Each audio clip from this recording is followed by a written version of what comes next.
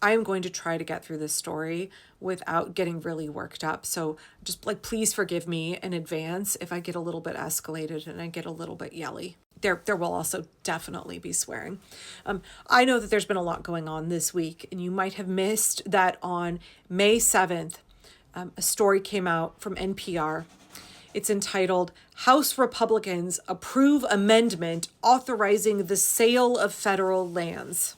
It's by Kirk Siegler. And I'm sorry, my house is really small. And even though it's almost 10 o'clock at night, my ravenous 17-year-old is making himself a snack in the kitchen, which is right there. Do you remember when I said a couple of days ago that I was sick and tired of hearing from my congresswoman and other Democrats that their Republican colleagues are good people? They're just really scared of Trump, but they're basically good people. And then we had every Republican on the House Judiciary Committee vote to say they were fine with kidnapping and exiling American citizens to Central America. And we have watched consistently as Republicans have voted to approve horrific, evil men like RFK Jr. and Pete Hegseth, Russell Vought, Kash Patel. I mean, the list just goes on and on. They have supported every horrible, illegal thing that Trump is doing. Democrats, wake the fuck up. Your colleagues are literal fascists.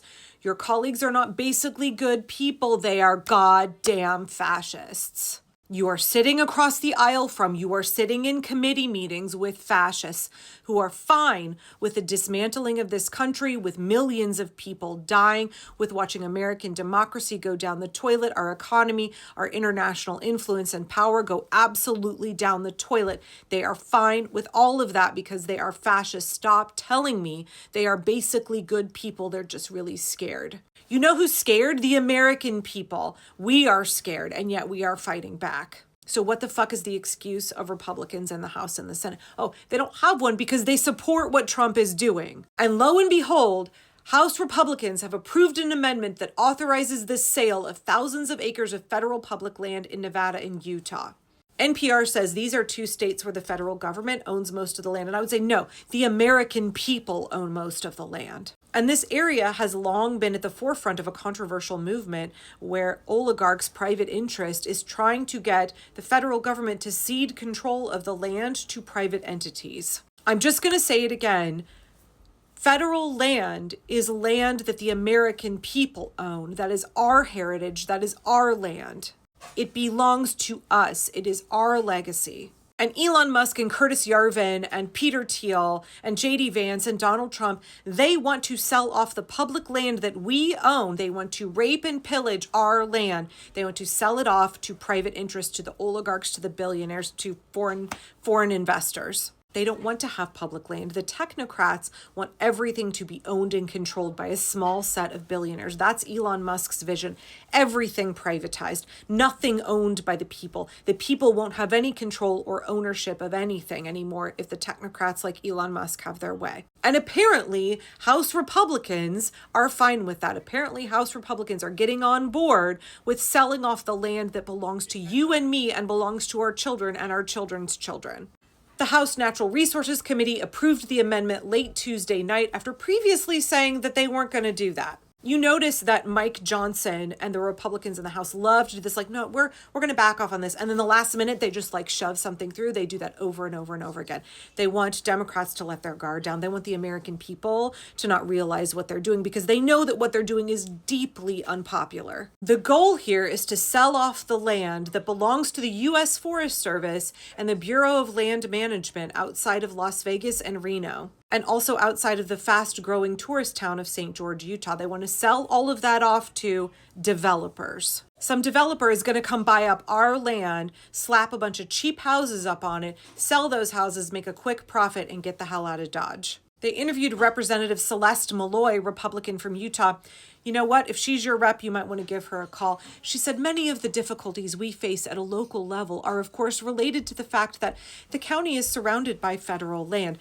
The difficulties we face, you mean the fact that developers can't access the land that belongs to us in order to make a profit off of it. Malloy told the committee that there are 60 targeted parcels that amount to 10,000 acres of land.